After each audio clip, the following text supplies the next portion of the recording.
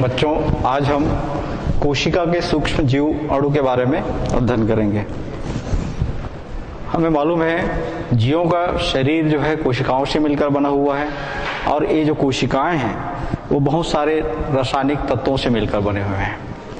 ये रासायनिक तत्व प्रकृति में पाए जाते हैं। इन रासायनिक तत्वों का एक गुण होता है, वो अपनी संयोजकता को पूर्ण करने के लिए दूसरे तत्वों से क्रिया करते हैं। तो इन्हीं क्रियाशीलता के कारण बहुत सारे रासायनिक तत्व आपस में मिलकर एक जीव शरीर का निर्माण किए हैं।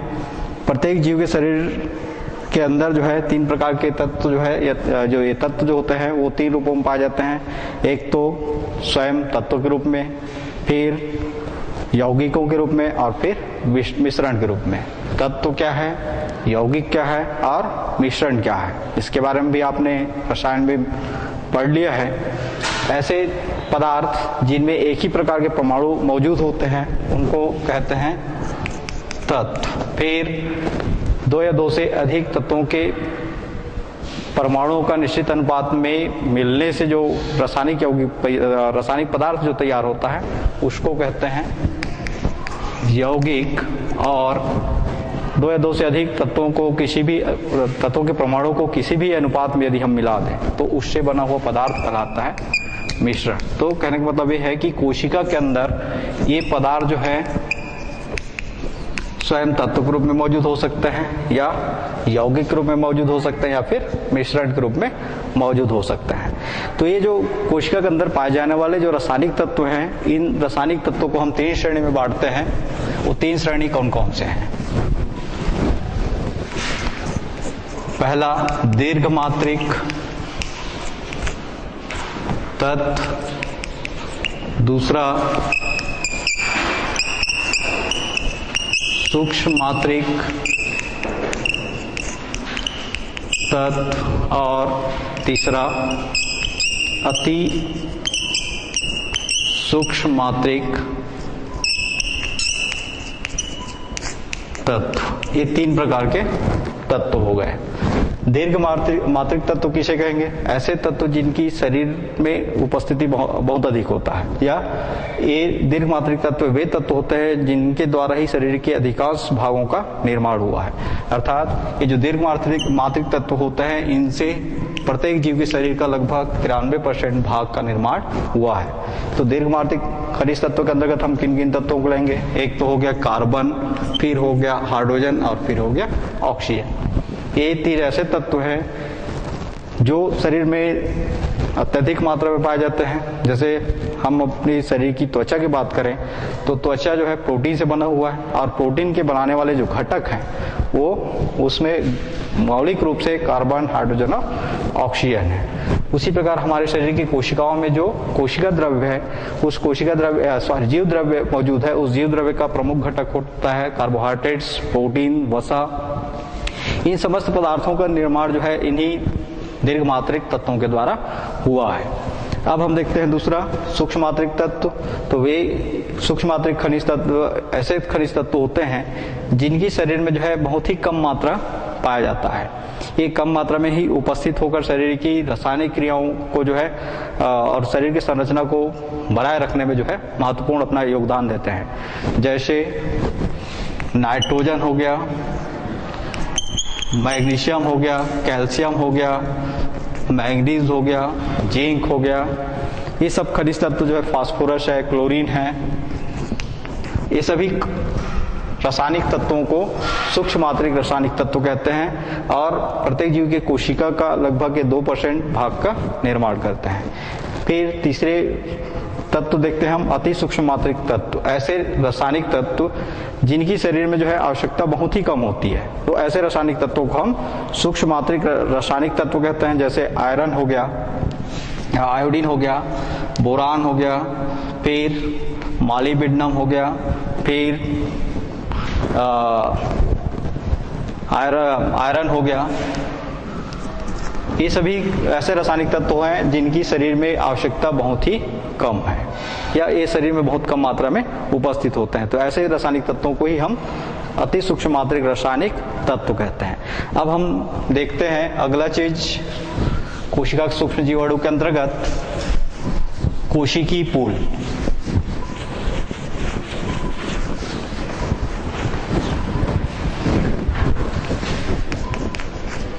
कोशिकी पूल या इसी को कहते हैं सेलुलर पूल। कोशिका के अंदर या जीवों के शरीर के अंदर बहुत सारे कोशिकाएं हैं और उन कोशिकाओं में ये जो रासायनिक तत्व जो है या तो तत्व के रूप में मौजूद रहते हैं या फिर यौगिक के रूप में मौजूद रहते हैं। तो ये जो कोशिका के अंदर बहुत सारे जो तत्व जो है रासायनिक यौगिकों के रूप में या अणुओं के रूप में मौजूद रहते हैं, इन्हीं रासायनिक अणुओं को या रासायनिक यौगिकों को सम्मिलित रूप से कोशिकी पूल कहते हैं या सेलुलर पूल कहा जाता है। या फिर किसी कोशिका में पाए जाने वाले सभी अणुओं को, जितने भी रासायनिक तत्व हैं जो आपस में क्रिया करके यौगिकों का निर्माण किए हुए हैं, उन समस्त रासायनिक अणुओं को जो है एक साथ कोशिकी पूल या सेलुलर पूल कहा जाता है। अब हम सेलुलर पूल के अंतर्गत देखते हैं हमारे शरीर में जो रासायनिक तत्व जो होते हैं वो अणुओं के रूप में या यौगिकों के रूप में दो रूपों में मुख्य रूप से पाए जाते हैं। एक तो कार्बनिक यौगिक और दूसरा अकार्बनिक यौगिक या अणु के रूप में। तो ये जो कार्बनिक यौगिक जो है कोशिका के लगभग 9% भाग का निर्माण करता है और इसका प्रतिशत मात्रा रहता है इसके अगेंस्ट, जैसे 9% रहेगा तो अकार्बनिक यौगिक होते हैं 1%। तो इस तरीके से इनके बीच जो अनुपात होता है, कार्बनिक और अकार्बनिक अणुओं के बीच जो अनुपात होता है वो 9:1 का होता है। तो हम कोशिका के अंतर्गत जो पाए जाने वाले समस्त अणु को एक साथ कोशिकी पूल के नाम से प्रदर्शित करते हैं। तो किसी कोशिका की जो कोशिकी पूल है उस कोशिका में उपस्थित कार्बनिक और अकार्बनिक, कार्बनिक यौगिक या कार्बनिक अणु और अकार्बनिक अणुओं से या यौगिकों से मिलकर बना हुआ है, वो कोशिकी पूल कहलाता है। अगला देखते हैं कोशिकी पूल का अनुपालन।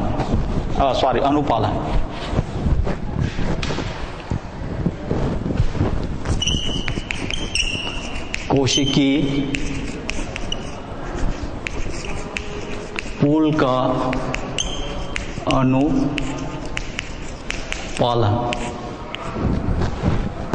कोशिका के अंदर जितने भी यौगिक उपस्थित हैं, जितने भी पदार्थ उपस्थित हैं, उनमें वातावरण में परिवर्तन के अनुसार हमेशा उनकी जो है मात्रा में जो परिवर्तन होता रहता है और उनकी शरीर की कोशिकाओं को आवश्यकता जो है लगातार होता रहता है।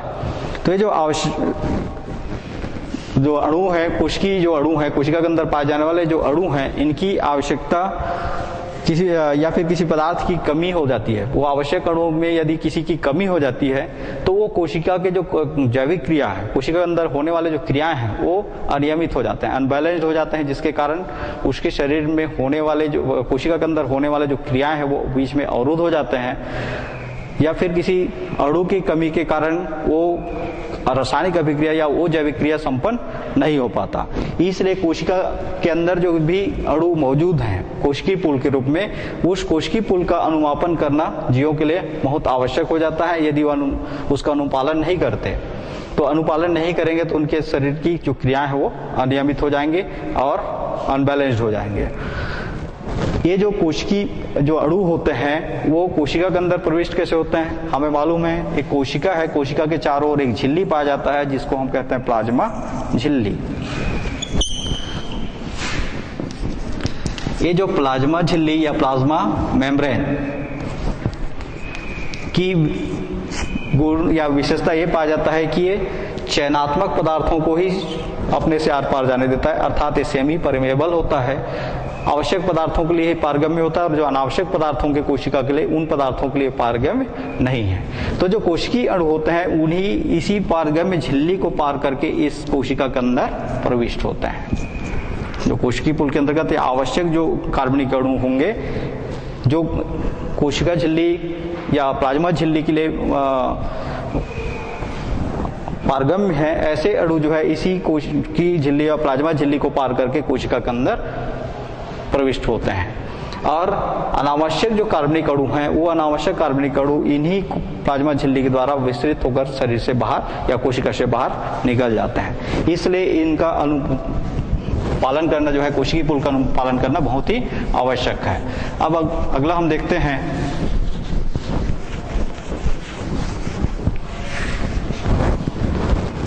कोशिकीय पुल की उपयोगिता।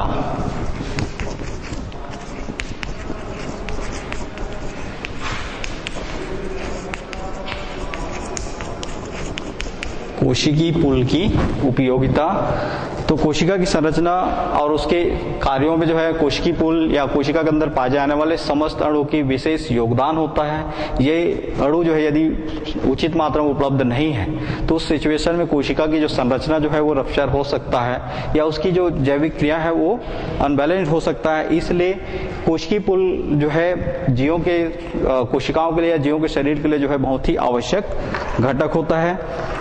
इसलिए हम ये कह सकते हैं कि जो कोशिकीय पुल जो होता है जीवों की जो अणुओं की आवश्यकता होती है उसका आपूर्ति का भंडार होता है, अर्थात वहीं से किसी तत्व की कमी हो रही है उसकी पूर्ति किया जाता है, कोशिकीय पुल से ही उसको पूरा किया जाता है। अब हम देखते हैं कोशिका के अंदर जो अणु होते हैं वो अणु कितने प्रकार के होंगे।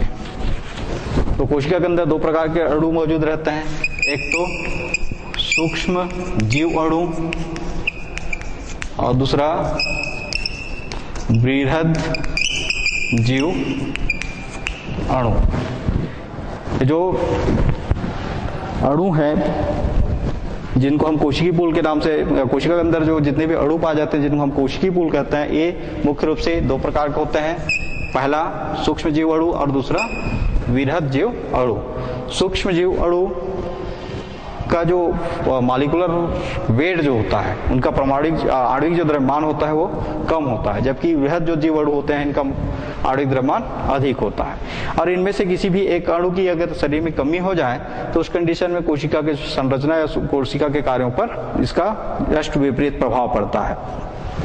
अब सूक्ष्म जीव अणु के अंतर्गत जो ऐसे तत्व जो इनकी शरीर में आवश्यकता जो है कम है उनके द्वारा जो अणु का निर्माण हुआ है उन अणुओं को हम कहते हैं सूक्ष्म जीव अणु। और बृहद अणु के अंतर्गत जैसे शरीर के कोशिकाओं में डीएनए होता है, आरएनए होता है ना, तो ये ऐसा रासायनिक यौगिक जो जिनकी जो है जिनका संरचना जो है बहुत जटिल होता है या बड़ा होता है या जिनका आणविक द्रव्यमान जो है बहुत अधिक होता है, ऐसे अणुओं को हम बृहद जीव अणु के नाम से जानते हैं। अब जीव शब्द इसलिए यहाँ पर जोड़ा गया है क्योंकि उन्हीं से जीवन आगे चल रहा है। जैसे डीएनए है ना, डीएनए में क्या पाया जाता है, द्विगुणन की क्षमता होता है और डीएनए के जो स्ट्रक्चर है, डीएनए के जो आणविक द्रव्यमान है वो बहुत अधिक होता है। इसलिए ऐसे अणुओं को हम कहेंगे बृहद दीर्घ अणु। अब हम देखते हैं जो सूक्ष्म जीव अणु हैं इनकी हम और किस प्रकार से परिभाषा दे सकते हैं। तो वे अणु जो शरीर में बहुत सूक्ष्म मात्रा में पाए जाते हैं या जिनका आणविक द्रव्यमान कम होता है, फिर जिनकी रासायनिक संरचना जो है बहुत सरल होता है, जो आसानी से जल में या विलायकों में जो है विलय हो जाते हैं, और जिनकी जीव अणु में जो है इसकी विपरीत जिनकी जो शरीर में आवश्यकता कम होती है, ऐसे अणुओं को हम सूक्ष्म जीव अणु के नाम से जानते हैं। फिर बृहद जीव अणु जिस उनके गुणों के सूक्ष्म जीव अणु के गुणों के विपरीत होता है। अब हम देखते हैं इसी में से एक अणु जल। जल या वाटर। जल जीव द्रव्य का सबसे महत्वपूर्ण घटक होता है। हमारे शरीर में जो जीव द्रव्य है, जीव द्रव्य किसको कहते हैं एक्चुअल में, जो हमारा कोशिका के अंदर जो द्रव भरा रहता है जिसको हम कोशिका द्रव्य कहते हैं, और उसी प्रकार केंद्र के अंदर जो द्रव भरा रहता है, कोशिका द्रव्य और दूसरा केंद्रक द्रव्य, ये दोनों आपस में मिलकर कहलाते हैं जीव द्रव्य या प्रोटोप्लाज्म। तो ये जो प्रोटोप्लाज्म का आवश्यक घटक होता है जल। हमें मालूम है कि प्रत्येक जीव का जो शरीर की जो कोशिका है उसका लगभग 60 से लेकर 90%, 60 से 90% भाग जो है जल होता है। जल कार्बन और हाइड्रोजन के संयोग से बना हुआ यौगिक है, जिसमें से हाइड्रोजन और ऑक्सीजन के जो है संयोग से बना हुआ यौगिक है, जिसमें हाइड्रोजन का जो अनुपात होता है वो 2 होता है और ऑक्सीजन का अनुपात 1 होता है। यहाँ पर सुधार लेंगे कि जल जो है हाइड्रोजन और ऑक्सीजन से बना हुआ यौगिक है, जिसमें हाइड्रोजन का अनुपात 2 होता है और ऑक्सीजन का अनुपात 1 होता है। ये जीवों का जो है जीवन का भौतिक आधार कहलाता है। मतलब जीव द्रव्य जो है जीवन का भौतिक आधार है, और उस जीव द्रव्य का निर्माण किसके द्वारा हुआ है? जल के द्वारा हुआ है। कई जगह आपको स्लोगनों में मिलता है जल ही जीवन है, स्लोगन आपको लिखा मिलता है जल ही जीवन है। अर्थात यदि हमारे शरीर की जो कोशिका का लगभग 60 से 90% भाग जो है किसके द्वारा तैयार हो रहा है? जल के द्वारा तैयार हो रहा है। जीवों का जो भार होता है, मान लो कोई जीव का भार जो है 100 किलोग्राम है, तो उसका लगभग 60 से 90% जो 90 किलोग्राम का वजन जो है वो किसका होगा? पानी का होगा। फिर जीवों की जो उत्पत्ति हुई है वो पानी से हुई है, जल से हुई है। फिर जल जो है जीवों के शरीर के लिए विलायक का कार्य करता है। एक ऐसा पदार्थ है जो लगभग अधिकांश पदार्थों को, जल जो है एक ऐसा पदार्थ है जो अधिकांश पदार्थों को घोलने की क्षमता रखता है। इसी की विलेयता के कारण जो है बहुत सारे उपयोगी जो पदार्थ होते हैं, भोज्य पदार्थ होते हैं, जिसको जीव के द्वारा लिया जाता है, वो भोज्य पदार्थ जल में विलय होते हैं, तभी वो अपघटित हो सकते हैं और ऑक्सीकृत होकर जो है ऊर्जा या फिर जो आवश्यक पदार्थों को मुक्त करते हैं। यदि जल नहीं होता तो जीवन संभव नहीं होता। जो प्राथमिक जीव की उत्पत्ति हुई, जीवन की उत्पत्ति में आपने पढ़ा है, जीव की जो उत्पत्ति जो हुई है वो जल से ही हुई है, और समस्त जीव जो वर्तमान में जो स्थलीय जीव है उनकी भी उत्पत्ति जो है जल से ही हो रहा है। जैसे गर्भाशय के अंदर जो पानी भरा रहता है उसी में जो शिशु जो है पलता है। तो ये जो जल या पानी के जो अणु होते हैं उसमें हाइड्रोजन और ऑक्सीजन के बीच एक विशेष प्रकार का बंध पाया जाता है, जिसको हम कहते हैं सहसंयोजक बंध, HOH जिसको लिखा जाता है। तो इसमें सहसंयोजक बंध और ऑक्सीजन की जो संयोजकता को पूर्ण करने के लिए 2 हाइड्रोजन परमाणु जो है साझा किए हैं, साझेदारी के द्वारा बंध बना है, इसलिए इस बंध को कहते हैं सहसंयोजक बंध। और हमें ये भी मालूम है कि यहाँ पर जो जल में उपस्थित जो ऑक्सीजन की ऋण विद्युतता, इलेक्ट्रॉन को, साझेक इलेक्ट्रॉन को अपनी ओर खींचने की क्षमता हाइड्रोजन से कम है। तो ये साझेक इलेक्ट्रॉन, यहाँ पर 2 इलेक्ट्रॉन जिनकी साझेदारी हुई है, जैसे इसको हम इस प्रकार से भी लिख सकते हैं ऐसा, यहाँ पर 2 इलेक्ट्रॉन की साझेदारी और यहाँ पर 2 इलेक्ट्रॉन की साझेदारी हुई है। चूंकि इसकी विद्युत ऋणात्मकता अधिक होता है, इसलिए साझेक इलेक्ट्रॉन जो है ऑक्सीजन के परमाणु की नाभिक के अधिक नजदीक होता है, जिसके कारण यहाँ पर आंशिक ऋण आवेश और हाइड्रोजन पर जो है आंशिक धन आवेश उत्पन्न हो जाता है। अब जब यहाँ पर विपरीत आवेश उत्पन्न हो जाता है तो हम ये भी जानते हैं कि विपरीत आवेश वाले अणुओं में आपसी आकर्षण होता है, जिसके कारण जल के अणु जो है आपस में संगुणित हो जाते हैं और अस्थायी हाइड्रोजन बंध का निर्माण करते हैं। वो कैसे अस्थायी हाइड्रोजन बंध बनेगा ये देख लेते हैं। जैसे एक हाइड्रोजन परमाणु हुआ, 2 हाइड्रोजन परमाणु हो गए, इसके साथ जुड़ा हुआ है ऑक्सीजन। यहाँ पर इसकी ऋण विद्युतता अधिक है, इस कारण इसमें आंशिक ऋण आवेश और इन पर आंशिक धनावेश उत्पन्न हो जाता है। यही इसी प्रकार नजदीक में जो है दूसरा हाइड्रोजन जल के अणु जो है मौजूद हैं, उस जल के अणु में भी इसी प्रकार की वो होगी, हाइड्रोजन पर आंशिक धनावेश और ऑक्सीजन पर आंशिक ऋण आवेश। अब यहाँ पर एक पर धनावेश और एक पर यहाँ पर ऋण आवेश है, इसलिए दोनों आपस में एक बंध बनाते हैं, जिसको कहते हैं अस्थायी हाइड्रोजन बंध। ये अस्थायी हाइड्रोजन बंध जो बना हुआ है, बांड जो बना हुआ है, इसके कारण एक आपस में क्या हो गए, संगुणित हो गए, है ना। और ये संगुणन जो है यहीं तक सीमित नहीं रहता, बल्कि ये आगे दूसरे जल के अणुओं का भी क्या करेगा, संगुणन करता रहेगा ऐसा। इसके साथ एक अस्थायी हाइड्रोजन बंध बन जाएगा। इसी प्रकार यहाँ पर देखें, यहाँ पर मान लो जल के और अणु मौजूद हैं, तो यहाँ पर भी ये संगुणित होकर एक अस्थायी हाइड्रोजन बंध का निर्माण करेंगे। तो इस प्रकार से जल जो है, जल के अणु आपस में संगुणित हो जाता है और संगुणित होकर एक अवस्था भी धारण कर लेते हैं, ठोस अवस्था में। तो प्रकृति में पानी जो है या जल जो है 3 अवस्थाओं में पाया जाता है, ठोस, द्रव और गैस। ठोस अवस्था में पाया जाता है जिसको हम बर्फ कहते हैं, फिर गैस अवस्था में भी पाया जाता है और फिर द्रव अवस्था में भी पाया जाता है। तो जीवों के जो जीव द्रव्य है उसमें द्रव अवस्था में होता है और वातावरण में बाहर जो है ठोस और गैस के रूप में मौजूद हो सकता है। अब हम देखते हैं ये जो जल है, इसका और क्या वो है कार्य, मतलब इसके क्या क्या कार्य हो सकते हैं। जल स्वयं के जो तथा दूसरे कणों को जो है आपस में बांधने का कार्य करता है, अर्थात जल जो है स्वयं संगुणित भी हो सकता है और उसके अलावा दूसरे अणुओं को भी बांधने की क्षमता रखता है। और जो पदार्थ किसी दूसरे पदार्थ के साथ या एक यौगिक जो है दूसरे यौगिक के साथ यदि बंध का निर्माण करे, अस्थायी हाइड्रोजन बंध का निर्माण करे, तो उसमें आसानी से वो घुल जाता है। इसलिए जल को सार्वत्रिक विलायक कहा जाता है, अर्थात एक कुछ ही ऐसे प्रकृति में पदार्थ है जिनको इसमें घोलने, जल में जो है घोलने की क्षमता नहीं होता, बाकी अधिकांश पदार्थों को ये आसानी से घोल लेता है। फिर देखते हैं जल का महत्व, जल का क्या महत्व है। तो जल जो है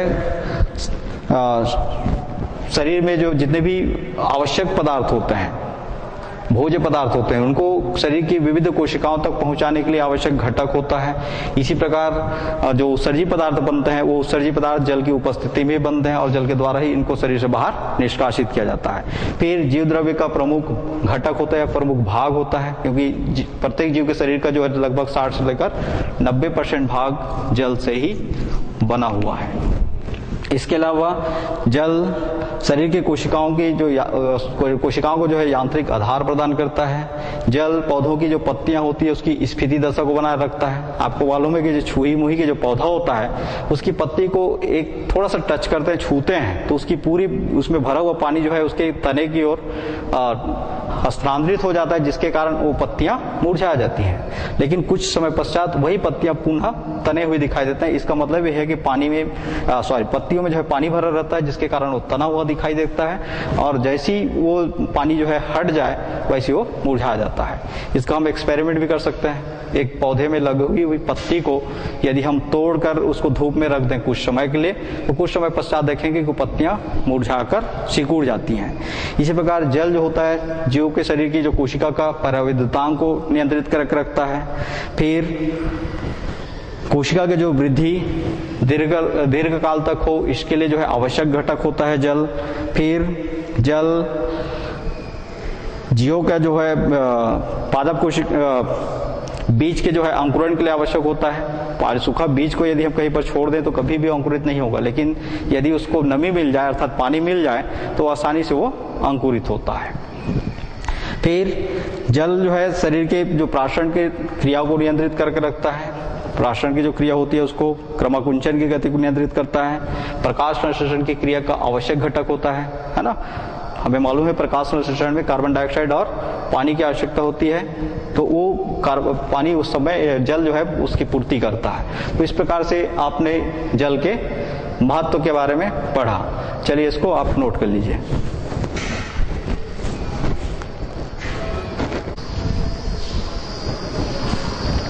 तो ये तो हो गया जल का महत्व। अब हम देखते हैं खनिज तत्व या खनिज पदार्थ।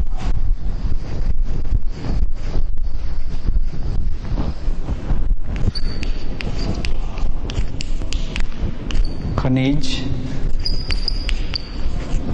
पदार्थ या इसी को कहता है मिनरल्स।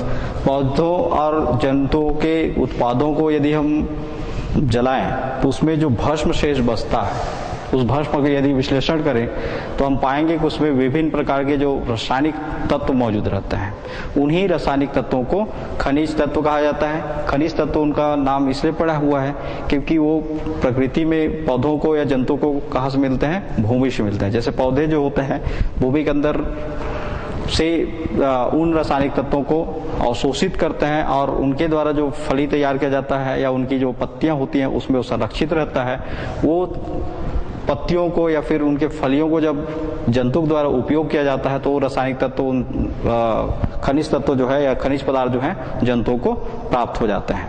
यदि हम किसी पौधे के उत्पाद को या जंतु के उत्पाद को ओवन में जो है लगभग 500 से या 400 से 600 डिग्री सेंटीग्रेड टेम्परेचर पर 400 से 600 डिग्री सेंटीग्रेड टेम्परेचर पर कुछ समय के लिए रख दें तो उसमें उपस्थित जो रासायनिक तत्व होंगे वो रासायनिक तत्व विभिन्न प्रकार के यौगिकों के रूप में जो गैसीय अवस्था में होंगे वो तो उड़ जाएंगे। जैसे मान लो सल्फर है तो सल्फर डाइऑक्साइड बना के उड़ जाएगा। यदि वहां पर नाइट्रोजन है तो अमोनिया के रूप में उड़ जाएगा। यदि उसमें कार्बन है तो कार्बन डाइऑक्साइड गैस के रूप में उड़ जाएगा। लेकिन उसके बाद उसमें जो शेष जो बचेगा उसका यदि विश्लेषण किया जाए तो उसमें विभिन्न प्रकार के रासायनिक तत्व मौजूद रहते हैं, रासायनिक पदार्थ मौजूद रहते हैं। उन्हीं रासायनिक पदार्थों को हम खनिज पदार्थ के नाम से जानते हैं। ये जो खनिज पदार्थ का जीवों के शरीर में उपयोग जो होता है या इसको जो भोजन के माध्यम से ग्रहण करते हैं तो उसको हम कहते हैं खनिज पोषण। हमें मालूम है कि प्रत्येक जीव को जो है जीवित रहने के लिए मुख्य रूप से 6 प्रकार के पोषक तत्वों की आवश्यकता होती है, जिसमें से पहला होता है कार्बोहाइड्रेट्स, दूसरा होता है प्रोटीन, तीसरा होता है वसा, चौथा होता है विटामिन्स और पांचवा होता है जल और इसमें लिख सकते हैं छठवां खनिज तत्व। तो एक खनिज तत्वों की पूर्ति जो है पौधों को पौधे के द्वारा जो है जमीन से अवशोषित कर लिया जाता है और उन्हीं पौधों के उत्पादों को जब जंतु उपभोग करता है या पोषण के रूप में ग्रहण करता है तो खनिज तत्व उनको मिल जाते हैं। तो जीवों में इस प्रकार खनिज तत्वों की आवश्यकता या खनिज तत्वों को भोजन के रूप में जो ग्रहण करते हैं उसको कहते हैं खनिज पोषण। ये खनिज पोषण के अंतर्गत जो खनिज पदार्थ होते हैं वो मुख्य रूप से 2 प्रकार के होते हैं, एक तो दीर्घ मात्रिक और दूसरा सूक्ष्म मात्रिक।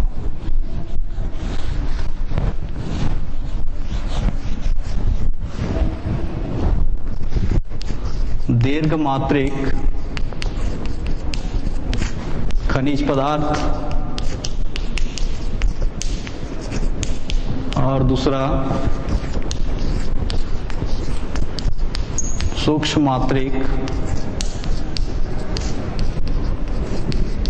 खनिज पदार्थ।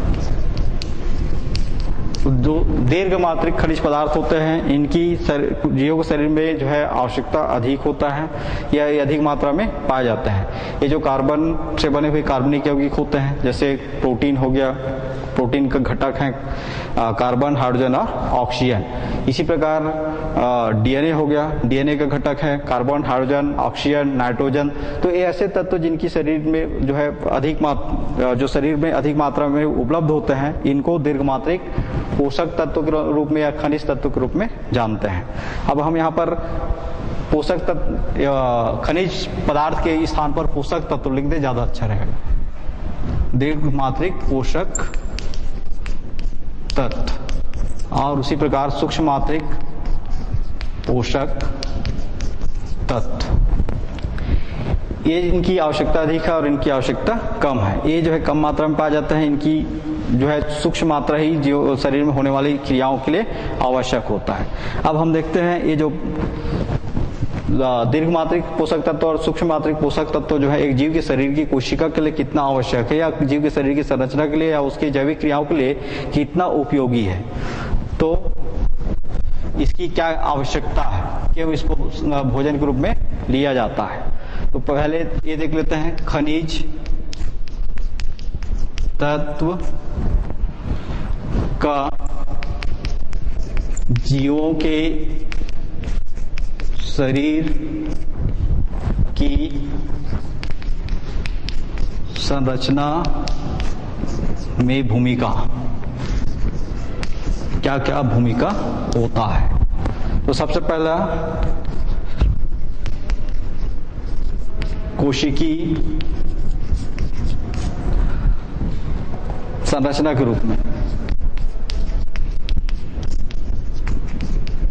बहुत सारे खनिज जो पोषक तत्व होते हैं, वो खनिज पोषक तत्व जीवों के शरीर की संरचना के निर्माण के लिए आवश्यक घटक होते हैं। जैसे हमें मालूम है पौधों के कोशिका के चारों जो है कोशिका भित्ति पाया जाता है। वो कोशिका भित्ति जो है सेलुलोज का बना हुआ होता है। सेलुलोज का निर्माण करने वाले जो घटक होते हैं कार्बन, हाइड्रोजन और ऑक्सीजन होते हैं। इसी प्रकार पौधों की कोशिकाओं में जो है क्लोरोफिल पाया जाता है। उस क्लोरोफिल का प्रमुख घटक होता है मैग्नीशियम। फिर हमारे शरीर में या जंतुओं के शरीर में जो रुधिर होता है, रुधिर में जो है रुधिर के जो घटक होते हैं आरबीसीस में हीमोग्लोबिन पाया जाता है। उस हीमोग्लोबिन का प्रमुख घटक होता है आयरन। तो ये ऐसे तत्व है जिनकी उपस्थिति में वो जटिल रासायनिक यौगिकों का निर्माण संभव है, इसलिए शरीर की संरचना के निर्माण में आवश्यक अपना योगदान देते हैं। फिर सल्फर जो है एमिनो एसिड का भाग है। सल्फर एमिनो एसिड का प्रमुख घटक होता है जिसके द्वारा एमिनो अम्ल के बहुलीकरण से प्रोटीन का निर्माण होता है। तो ये तो हो गया पहला कार्य। फिर दूसरा कार्य देख लेते हैं, जीवों में सक्रिय पदार्थों के रूप में, जीवों में सक्रिय पदार्थों के रूप में ये जो पोषक तत्व होते हैं वो जीवों के शरीर के लिए, जीवों के शरीर में जो है उनकी सक्रियता को बनाए रखने के लिए भी आवश्यक घटक होते हैं। कई हमारे शरीर में जो एंजाइम्स होते हैं या प्रकीर्ण होते हैं जो निष्क्रिय अवस्था में रहते हैं, उसको ये पोषक तत्व जो है उपस्थित होकर उनकी सक्रियता को बढ़ाते हैं, जिससे आसानी से उस रासायनिक क्रिया संपन्न होता है। अब मान लो ये रासायनिक तत्व जो है उपलब्ध न हो तो उस कंडीशन में विविध प्रकार के बीमारियां होती हैं। जैसे अभी हम बात कर रहे थे आयरन की, आयरन हीमोग्लोबिन का प्रमुख घटक होता है। हीमोग्लोबिन का प्रमुख घटक होता है। अब मान लो शरीर में हीमोग्लोबिन की कमी हो जाए तो सीधा सीधा रुधिर की कमी हो जाती है, और जब रुधिर की कमी जो होता है उसी को हम कहते हैं एनीमिया। इसी प्रकार हमारे जो गले में जो एक ग्रंथि है जिसको हम कहते हैं थायराइड ग्रंथि, थायराइड ग्रंथि के द्वारा एक हार्मोन सीक्रेट किया जाता है जिसको कहते हैं थायरॉक्सिन। ये थायरॉक्सिन हार्मोन का प्रमुख घटक होता है आयोडीन, जिसको हम भोजन के माध्यम से ग्रहण करते हैं, अर्थात नमक खाते हैं तो हमको आसानी से उसमें आयोडीन मिल जाता है। मान लो शरीर में आयोडीन की कमी हो जाए तो उस समय आयोडीन की कमी की पूर्ति करने के लिए जो थायराइड ग्रंथि है जो थायरॉक्सिन हार्मोन का सिक्रेशन करता है, थायराइड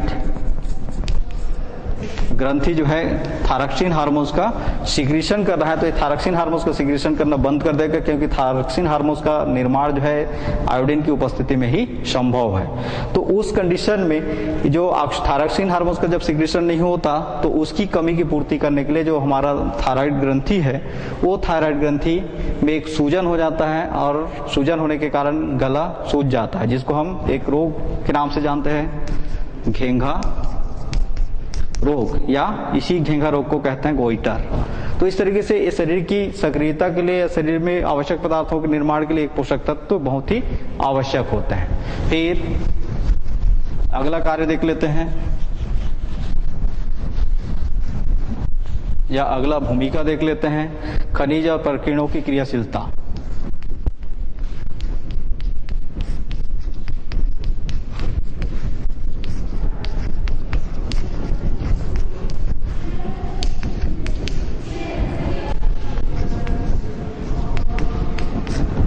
खनिज और जो प्रकीर्ण होते हैं उनकी क्रियाशीलता भी खनिज तत्वों के द्वारा या खनिज पोषकों के द्वारा ही नियंत्रित किया जाता है। जैसे बहुत सारे ऐसे खनिज तत्व हैं जो रासायनिक क्रिया में जो है उत्प्रेरक के रूप में कार्य करते हैं, जैसे कॉपर, इसी प्रकार साइटोक्रोम ऑक्सीडेजेस एंजाइम, है ना।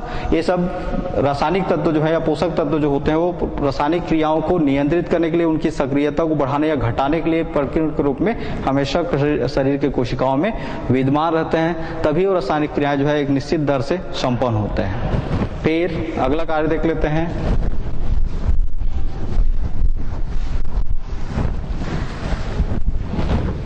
चौथा खनिज के दूसरे कार्य।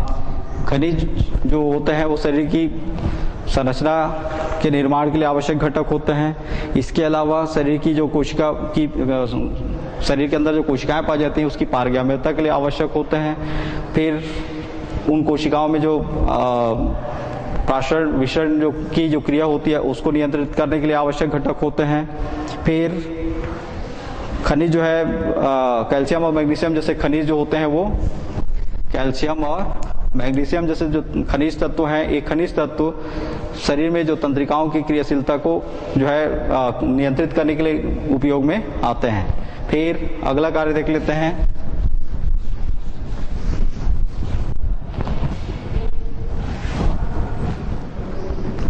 पांचवा, पौधे या पौधों, जिसको हम पादप लिख सकते हैं, पादप कोशिकाओं,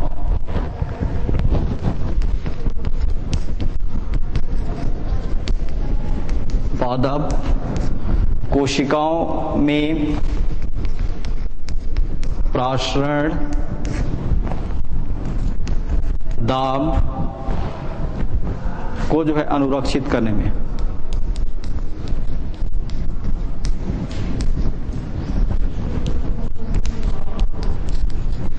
जो खनिज तत्व होते हैं वो पादप कोशिकाओं में होने वाले जो प्रासरण की क्रिया है, उस प्रासरण की क्रिया में जो एक दाब आरोपित किया जाता है जिसको हम प्रासरण दाब कहते हैं, उसको भी अनुरक्षित करके रखते हैं, जिसके कारण पादप कोशिकाओं के जो शरीर के जो जल जो होता है विलायक के रूप में जो उनकी कोशिकाओं में जो उपलब्ध जल रहता है वो बाहर निष्कासित नहीं होता। फिर ये खनिज जो होते हैं वो खनिज संतुलकों के रूप में भी काम आते हैं। खनिज संतुलकों के रूप में, अर्थात शरीर की कोशिका के अंदर एक खनिज तत्व ही जो है पूरे संतुलन को बनाकर रखते हैं। आवश्यकता अनुसार उन खनिज तत्वों की पूर्ति जो है पोषण के माध्यम से या भोजन के माध्यम से होता रहता है। फिर पादप कोशिकाओं में प्रासरण दाब, कोशिकाओं की जो पारगाम्यता है वो भी खनिज तत्वों के द्वारा ही नियंत्रित रहता है। अब हम अगला टॉपिक देख लेते हैं।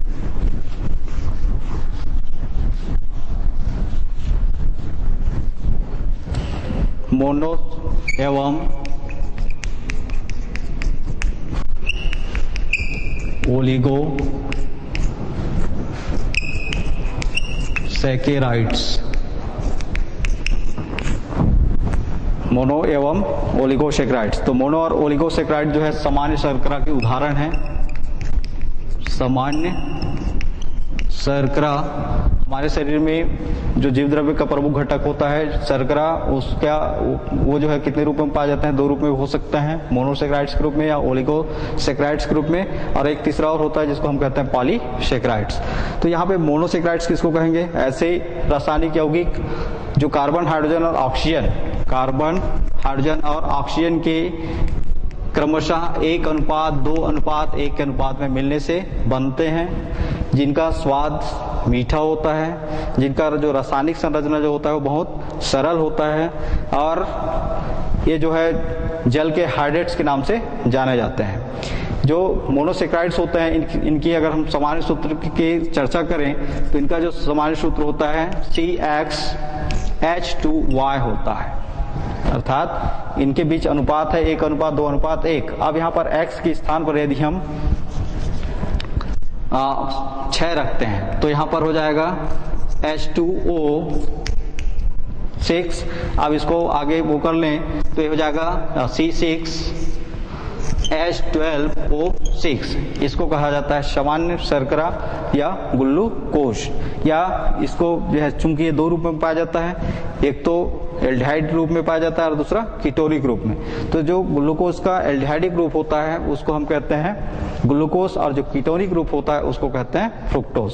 तो इस तरीके से ये जो कार्बोहाइड्रेट्स जो होते हैं या जो मोनोसैकेराइड्स जो होते हैं वो कार्बोहाइड्रेट्स के रूप में या सरल शर्करा के रूप में पाए जाते हैं, जो जिनका सामान्य सूत्र हो गया CXH2OY, जिनको कार्बन के हाइड्रेट्स के नाम से जाना जाता है। कार्बन और उसके आगे जुड़ा हुआ है H2O। अब हम इसकी जो कार्बोहाइड्रेट्स हैं इनकी परिभाषा लिखें दें तो क्या होगा परिभाषा? वे रासायनिक यौगिक या कार्बोहाइड्रेट्स, कार्बोहाइड्रेट्स वे कार्बनिक यौगिक या रासायनिक यौगिक होते हैं जो या तो पॉलीहाइड्रॉक्सी एल्डिहाइड होते हैं या पॉलीहाइड्रॉक्सी कीटोन होते हैं, या फिर ऐसे रासायनिक या ऐसे कार्बनिक यौगिक जिनके ऑक्सीकरण करने जल अपघटन करने पर वो एल्डिहाइड या कीटोन मुक्त करते हैं। ऐसे यौगिकों को कहते हैं कार्बोहाइड्रेट्स। ये कार्बोहाइड्रेट्स जीवों के शरीर के लिए, जीवों के शरीर में जो है प्रकाश संश्लेषण के द्वारा पौधों की कोशिकाओं जो है प्रकाश संश्लेषण के द्वारा तैयार किए जाते हैं। जैसे प्रकाश संश्लेषण के क्रिया में होता क्या है, कार्बन डाइऑक्साइड और पानी ये सूर्य की प्रकाश की उपस्थिति में तथा पौधों में जो है हरित लवक पाया जाता है, उसकी उपस्थिति में क्रिया करते हैं। क्रिया करके सरल कार्बोहाइड्रेट्स का निर्माण करते हैं और ऑक्सीजन गैस को प्रकृति में मुक्त करते हैं। इस प्रकार से कार्बोहाइड्रेट्स का संश्लेषण या निर्माण होता रहता है। ये एक सामान्य कोशिका का लगभग 9% भाग का निर्माण करते हैं ये कार्बोहाइड्रेट्स। मतलब एक कोशिका का लगभग 9% भाग या जीव द्रव्य का लगभग 9% भाग जो है कार्बोहाइड्रेट से मिलकर बना हुआ होता है। फिर ये जो कार्बोहाइड्रेट्स जो है आगे हमने दो लिखा था, एक तो मोनोसेक्राइड्स और दूसरा ओलिगोसेक्राइड्स। तो जो मोनोसेक्राइड्स होते हैं वो किसे कहेंगे और ओलिगोसेक्राइड्स किसे कहेंगे? तो जो मोनोसेक्राइड्स होते हैं, मोनोसेकेराइड्स ऐसे कार्बनिक यौगिक या ऐसे कार्बोहाइड्रेट्स जिसमें कार्बन परमाणु संख्या 3 से 7 तक का होता है, उनको मोनोसेक्राइड्स कहते हैं। फिर दूसरा ओलिगोसेकेराइड्स। ओलिगोसेक्राइड जो है मोनोसेक्राइड्स के 2 या 2 से अधिक अणुओं के संयोजन से बनते हैं। अर्थात ओलिगोसेक्राइड जो है इन्हीं मोनोसेक्राइड्स के संयोजन से बना हुआ यौगिक है जिसमें आवश्यक जल के अणु का निष्कासन किया जाता है। तो ये जीवों के शरीर में जो है 2 रूप में उपस्थित होगा, एक तो मोनोसेक्राइड्स के रूप में, दूसरा ओलिगोसेक्राइड्स के रूप में। तो पहला हम देख लेते हैं मोनोसेक्राइड्स। मोनोसेक्राइड जो है हमेशा स्वाद में मीठे होते हैं, जिनका आणविक द्रव्यमान कम होता है, जिसमें कार्बन परमाणु की जो संख्या होता है 3 से 7 तक का होता है। ऐसे मोनोसेक्राइड्स को हम ऐसे जो कार्बनिक यौगिक है कार्बोहाइड्रेट्स को हम मोनोसेक्राइड्स के नाम से जानते हैं। इन पे 2 प्रकार का समूह पाया जाता है, या इनका जो सामान्य सूत्र में 2 मुख्य रूप से मूल यौगिक पाए जाते हैं। जैसे एल्डिहाइडिक समूह, एल्डिहाइडिक या एल्डिहाइड रूप, एल्डिहाइड रूप में ये RCHO के रूप में लिखते हैं, या इसी को हम लिख सकते हैं RC+O। फिर दूसरा इसका रूप पाया जाता है कीटोनिक रूप। तो कीटोनिक रूप में जो है सामान्य सूत्र लिख सकते हैं हम RCO या फिर RC+O और R। ये होता है इसका कीटोनिक रूप। तो ये प्रकृति जीवों में जो है मोनोसेक्राइड्स 2 रूप में होते हैं, जिनमें एल्डिहाइडिक समूह होता है वो, जैसे यहाँ पर R के स्थान पर हम जो है हेक्सोस सुगर की बात करें तो जो है कार्बोहाइड्रेट ग्लूकोज और फिर फ्रुक्टोज के रूप में उसको जाना जाता है। अब देख लेते हैं बहुत सारे मोनोसेक्राइड्स हैं, उनमें से सबसे पहला मोनोसेक्राइड्स ट्राइओस।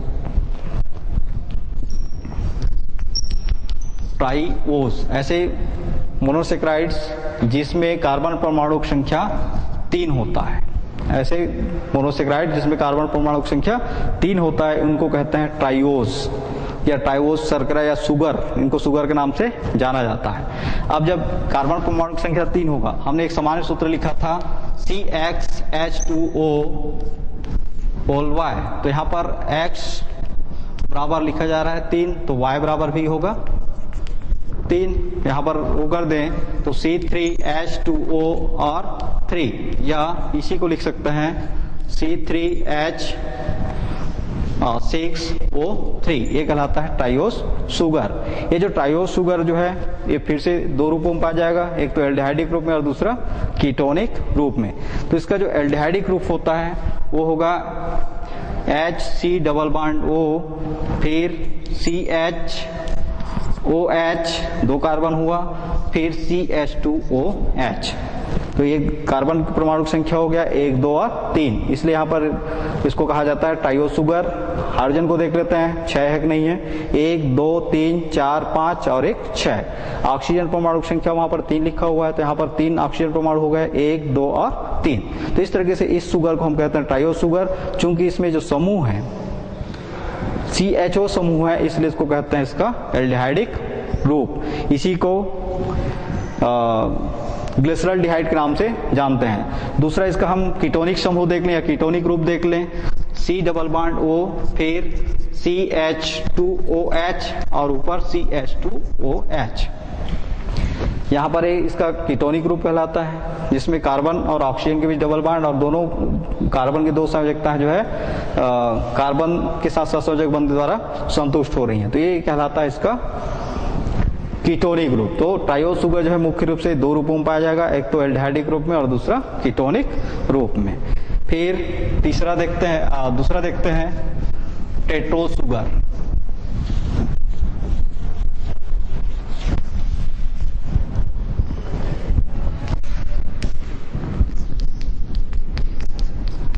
टेट्रोज सुगर ऐसे सुगर या ऐसे कार्बोहाइड्रेट्स या मोनोसेक्राइड्स जिसमें कार्बन परमाणु संख्या 4 होता है, उसको कहते हैं टेट्रोज सुगर, जिनका सामान्य सूत्र हो जाएगा C4H8O4, या इसी को हम लिख सकते हैं C4H2O4।